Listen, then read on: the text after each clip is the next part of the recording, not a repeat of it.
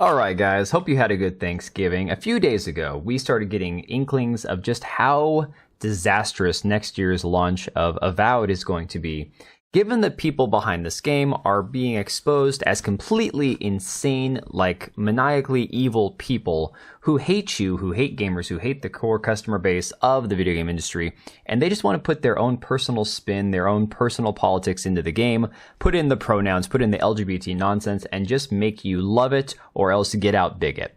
So we're seeing this article here from Fandom Pulse saying how Avowed's art director wants supporters of Donald Trump to feel the sting of shame for the rest of their putrid lives. Now look, I have people who view my channel, who watch my videos, who go to the live streams, who are not right-wingers, who are not Trump supporters. I have family members who don't like Trump. I have family members and in-laws who voted for Kamala, who voted for Joe Biden. That's all fine. There's no reason you have to shame anybody for who they voted for in this situation. But it's always these individuals who feel the need to particularly target people who they feel like they can go against because of their perceived politics, when the reality is people like, for example, Vara, who we're going to talk about in the future, coming up here in just a minute, has never once spoken about her politics that I've ever seen on any of her streams, any of her videos. It's never who I voted for, why you should vote for this person. It's just, here's what's making the video game bad. So, of course, we see the art director for Avowed, Matt Hansen, who's a very interesting individual. We've talked about him quite a bit now. Made it abundantly clear that he hates anyone who supports Donald Trump and described their lives as putrid. In a post to Blue Sky, which again is just a complete cesspit, it's a complete dump over there. Tons of people who are these map supporting people, if you know what that means, it's that bad over there. So in a post to Blue Sky ahead of the elections in the United States, Hansen reacted to a post from Fane Greenwood, who wrote, "I also firmly believe that we need to crush these people's spirits into blood and earth, not be nice to the amoral supporters of an aspirational, gore-soaked dictator." Ow, that's pretty heavy. Hansen replied to this, writing, "They need to feel the sting of shame for the rest of their putrid lives, to be honest, and that is me being nice." That almost sounds like a call to violence, to be honest. I mean, I'm not saying it is, but it has that, almost that kind of edge to it. And of course, we've seen him say some other reprehensible things. He's a complete lunatic, saying he wants to get crusty white people out of the video game industry. So again, none of this should be shocking. And we've, of course, seen tons of people, Khalif Adams, and of course, people like this Mel's husband, this TikToker, you know, the guy who speaks into a microphone that's for some reason clipped to a PlayStation disc. I don't know why, don't ask. Saying game devs need to call out gamers more often. This needs to be popular practice. Gamers cry way too much and feel too entitled. You know, the people who actually spend the money on the product, the gamers, the customers, we feel too entitled, apparently. The ignorant screams are what get me. Proper criticisms backed by some understanding of the games are welcome, but gamers got way too comfortable straight up whining. And again, this is all we hear. We see these people who are just like, you shouldn't be attacking the billion-dollar company. That's just terrible. You're a bigot for hating Sony or for hating, Microsoft. It's like, yeah, these companies don't care about you, buddy. But these are the same people who will get free shit from like Scuff Gaming, from Xbox, from PlayStation. They do this because they like their free goodies. They like their little bags that they get. That being said, we've had a new situation kicking off with David Jaffe, somebody who we've spoken about a few times on this channel, the creator of God of War, and boy oh boy, has he's exposed himself as a completely bigoted, evil, sexist, whatever word that they use for us guys, you can throw it right back at this guy because he's a complete a-hole. We'll get into that in just a minute. I want to remind you guys that the Black Friday sale for Instant Gaming is wrapping up right now, but guys, they have got tons of deals. I'm talking tons. They've got their Black Friday, Saturday, Sunday, and now there's Cyber Monday deals available. I picked up a few titles, guys. Hogwarts Legacy, Ready or Not, the deluxe edition, I believe it is, with the DLC. Tons of things available. These guys have got pretty much every game available for every console. Go check them out. Fantastic deals across the board, and this is only going to be going for the rest of the day on Monday. So, that being said, we have seen David Jaffe going after Vara now for her criticism of Dragon Age Veilguard. Of all the people he could criticize, for some weird reason, he has gone after Vara. I think it's probably because she's a woman, and he almost says it as much in his own words. But we'll play this little clip. This is kind of what kicked off the entire thing from his YouTube video saying, "Did YouTube grifters kill Dragon Age?" When you say that the gaming community ruined this game's success, I mean, I don't think that's entirely fair, but I think there is a lot of truth to it. If you're EA, you've got to kind of prepare for the market winds that you're sailing into and all that. And so they should have been prepared to counter, and they weren't. Really, at this point, all that gaming community that you're talking about has done is they've made it so they've actually made games worse, which is what they say they're trying to not do. But Vara, So from the Side Scrollers podcast, again, shout out to them. This clip here, very interesting that for some weird reason, David Jaffe thinks that criticizing a video game, criticizing a poorly made video game, actually makes video games worse somehow. Not the people who are developing them, but the people criticizing them makes the game itself worse. Very strange allegations. Now we're seeing him absolutely go apeshit at Varadark. This article here from Smash JT saying God of War creator David Jaffe loses his mind in unhinged sexist rant over Varadark.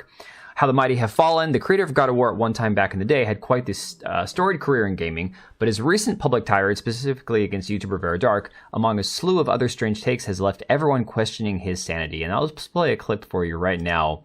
He went after her pretty hard, says, "You don't have to like me and certainly don't have to agree with me, but please don't lie about what I say, and if you're going to try to attack me, please be smart enough to do so, Varadark." Didn't even spell her name right. "Otherwise, I'll feel like I'm picking on a little kid." Well, he is an old fat man, so maybe he does feel like she's a little kid compared to him. So we see this clip right here where he basically tells her to straight up go F herself. Go fuck yourself, lady. My mind is fine. I don't think your mind's fine, David, but that's for a mental health expert to tell you, not me. And of course, this other clip right here. You just don't know how to do this. You don't know how to do this. You are in that chair, Vara, because of your hair and your face and your gender and your dark. So apparently he thinks she only has a career because she's a female and she has orange hair, red hair, whatever color she currently has it dyed, apparently is the only reason she has viewers. This is somebody whose channel I've watched grow over the last year. And while my channel has slowed down to a grinding halt, hers is still continuing to grow, continuing to blossom. And I don't think it has anything to do with her hair or her being a female necessarily. I think it has more of the fact that she actually has based and decent takes about the video game industry, currently plays games that she talks about, gives everything a chance, and gives it a thorough review. But again, he boils it down to, you've got boobs, and therefore you have an audience. Sayal saying, I'm sure others are the sluts for views when you engage only when you pray it will manifest more attention. I'm not sure what that actually means. I'm probably butchered what he wrote there. But if you look at the comment section from David Jaffe's videos, it says YouTubers didn't kill Veilguard, Jaffe, EA did. This old man isn't on the right side of history and it bothers him. Was Trump's assassination staged? I don't know. Wow, the left is now like, look at me, I'm the conspiracy theorist now. And it just continues down to matriculate further and further downward. It is pretty insane to watch. But of course, this guy is just getting destroyed by everybody for his absolutely insane takes. Nure is saying, I'm having a sense of deja vu, big bald man ignoring every other content creator talking shit about him and picking on the woman because he thinks she's an easy target. This again being Nure speaking from personal experience here. Let me tell you something, just because she's calm and professional doesn't mean that Varadark is easy to intimidate, although I bet he'll find that out the hard way and get her name right, you senile F. And of course, we've also seen Melanie Mack calling him out because, again, these people don't understand that it doesn't make it any better when you do it if you claim that people are harassing, the journalists and the media and game developers, but it's okay to harass and attack and defame or, insult YouTubers because we're apparently just grifters and not real people. Speaking of grifters, I saw this wonderful clip that John Trent uploaded here on Twitter from Asmongold accurately explaining why wokeists use the term grifter. And this is a term I'm sure that David Jaffe has thrown around many times in the recent past. And so just listen to Asmongold pretty much spelling it out for him here. Why does he use that word so much? It's Twitter brain rot. It's the new word that people use because, racist doesn't work anymore. And so the idea of grifting, you have to understand, grifting means that you're effectively, lying to people for money.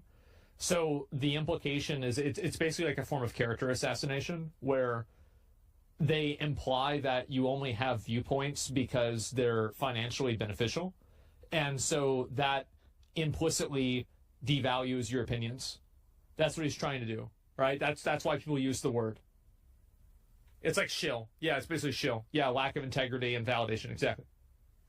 And again, this is something that I think that they feel themselves, because they know that they're only saying the things they say. And a lot of times for people like the Khalif Adams of the world or the Alyssa Mercantes, those who defend the industry, those who actually shill for the industry, they're doing it for the free crap, the gifts. They're doing it for the access to the award shows that they get to be flown into and all that crap.